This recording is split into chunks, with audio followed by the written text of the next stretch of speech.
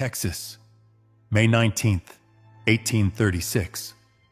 At Fort Parker, a 17-year-old girl watches her world collapse in a single violent moment. Her father-in-law drops to the ground after one brutal strike. Her mother-in-law falls beside him, blood soaking into the dust. The girl barely has time to understand what she's seeing before rough hands grab her from behind. She is dragged away.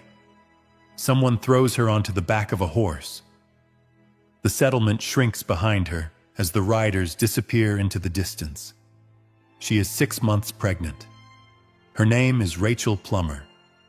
And for the next 21 months, Rachel will endure experiences so devastating that even years later, safe again in her father's home, she could barely speak about them. When she finally published her memoir, she wrote only a single line about what happened during her captivity. To undertake to narrate their treatment would only add to my present distress, for it is with feelings of the deepest mortification that I think of it, much less speak or write of it. Rachel Plummer's story was not unique. Throughout the 1800s, across the vast frontier of the American Southwest, isolated settlements were attacked again and again. Homesteads miles from the nearest neighbor were especially vulnerable. During these raids, hundreds of women were taken. Some were eventually returned after months or years of negotiations. A few escaped during moments of chaos, walking hundreds of miles through wilderness to reach civilization.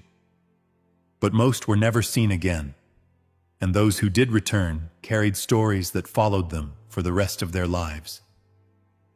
Stories they struggled to say out loud.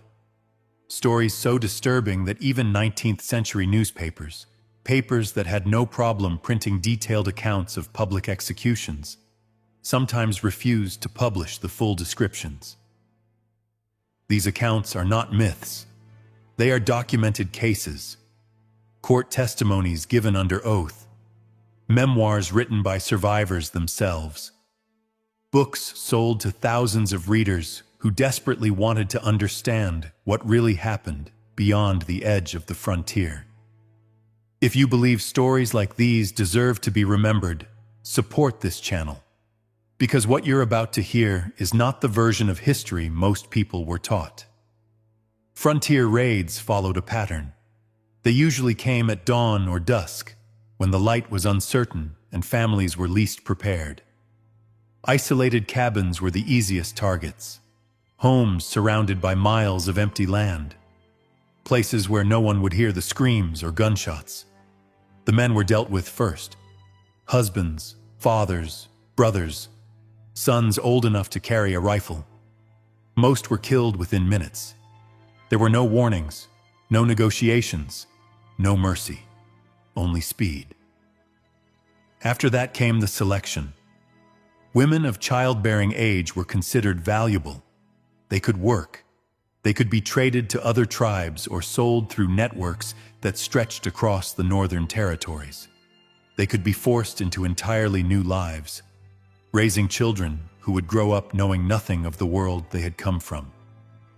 Young girls were taken for a different reason. Given enough time, they would forget everything: their names, their language, even their families. They would become someone else entirely. The elderly were left behind. They could not keep up with forced marches across the plains. Infants were considered dangerous, not because of who they were, but because of the sound they made. A crying child could reveal a group's location. The process was not emotional, it was practical. In February of 1851, 14-year-old Olive Oatman learned this lesson near the Gila River in Arizona. Her family had been traveling west with a group of settlers, but arguments about which route to take eventually split the group apart, leaving the Oatmans alone. They believed they were only days away from safety. They were wrong. Within minutes, Olive's family was gone. When the violence ended, only 2 people remained alive: Olive and her 7-year-old sister. Mary Ann. They were forced into the desert immediately. Olive later described walking barefoot through the night across sharp stones and thorn-covered ground. There was no food, no water, no rest. Every stumble was corrected. Every delay was punished. Her little sister walked beside her, injured, terrified, and silent. Too frightened to cry, too exhausted to speak. By the time dawn arrived, Olive's feet were shredded so badly that every step felt unbearable. But stopping was not an option, because worse things happened to those who stopped.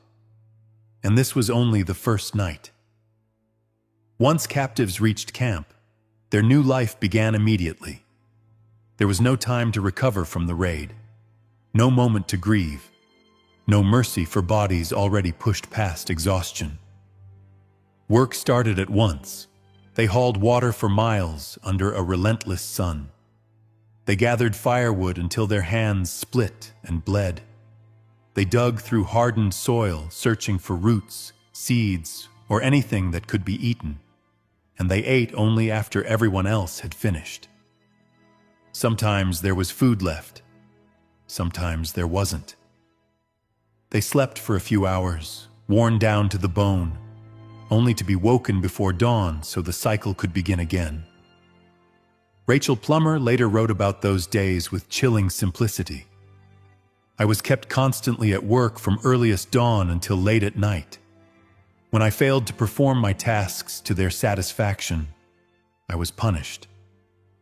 My life was one of constant dread and misery. Punishment came without warning, too slow while working, showing weakness, speaking English to another captive. Sometimes there was no reason given at all, only the knowledge that no one would stop it. Olive Oatman lived under these conditions for an entire year. Her little sister did not survive.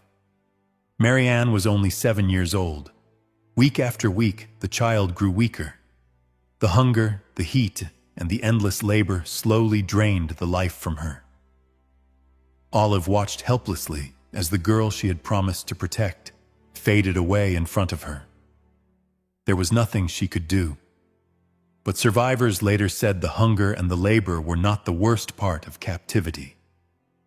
What truly broke people was what happened when punishment came, or when it came for no reason at all. In 1838, a 13-year-old girl named Matilda Lockhart was captured during another frontier raid. She remained in captivity for 2 years before finally being returned during negotiations in San Antonio. When American officials first saw her after her release, men who had spent their lives on the frontier, men who believed they understood violence, stood in stunned silence. Mary Maverick, a woman who helped care for Matilda afterward, later wrote about the injuries the girl carried. They were so severe that even describing them felt impossible. Matilda herself could barely speak. When she did, her voice was quiet, almost distant, as she explained how suffering had become routine during her captivity. Pain, she said, had become a form of entertainment. Matilda was often woken in the middle of the night, not by shouting, not by commands, but by sudden, searing pain against her face. Her captors had a favorite target, her nose, night after night, week after week, month after month. The reactions of a terrified 13-year-old girl became amusement. By the time she was finally released, there was hardly a part of her body that had not been marked in similar ways. Her arms, her back, her legs, scars that proved the cruelty had gone far beyond discipline. This was not punishment. It was suffering for its own sake. Mary Maverick later wrote that Matilda was so broken she could barely lift her head, not just from physical weakness, but from the layers of shame, fear, and exhaustion that had settled into her like a permanent weight. Matilda Lockhart never recovered, not physically, not mentally, not spiritually. 2 years after her release, her body simply gave up. She was 15 years old. Survivors often spoke about fire with a particular kind of fear, because fire could be controlled. It could be used slowly, deliberately. Sometimes captives were restrained while heat was applied nearby, close enough to cause agony, but not close enough to end things quickly. These acts were often meant as messages. Messages to enemies, messages to other captives, messages to anyone watching. More often, heat was used casually as punishment. A piece of metal heated too long, coals placed where they would not be forgotten. A sudden burning touch meant to correct, humiliate, or remind. Over time, the reactions became almost expected. But the most terrifying use of fire came as revenge. In March of 1840, what was supposed to be a peace negotiation took place in San Antonio. Several Comanche leaders were invited to a council house to negotiate. Instead, they were killed. Word spread quickly. The retaliation did not fall on soldiers. It fell on captives. 13 prisoners were restrained and left exposed while small fires were built nearby. Not large fires that would end the suffering quickly.